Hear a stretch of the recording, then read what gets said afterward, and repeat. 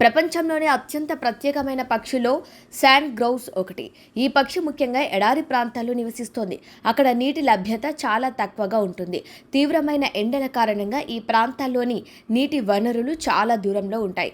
అలాంటి పరిస్థితుల్లో శాండ్ గ్రౌస్ తన పిల్లల దాహం తీర్చడానికి ఒక వినూత్నమైన మార్గాన్ని అనుసరిస్తుంది.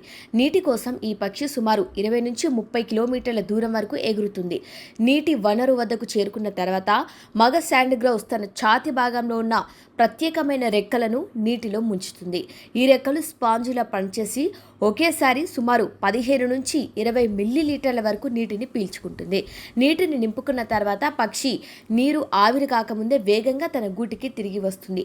గూడు వద్ద ఉన్న చిన్న పిల్లలు ఆ తడిని రెక్కలను మెల్లగా పీలుస్తూ తమకు అవసరమైన నీటిని తాగుతాయి. ఈ అద్భుతమైన సహజ ప్రక్రియ శాస్త్రవేత్తలు కూడా ఆశ్చర్యపరిచింది. ఇది ప్రకృతిలో పక్షులు తమ పిల్లల సంరక్షణ కోసం ప్రదర్శించే అసాధారణమైన అనుసరణకు నిదర్శనం.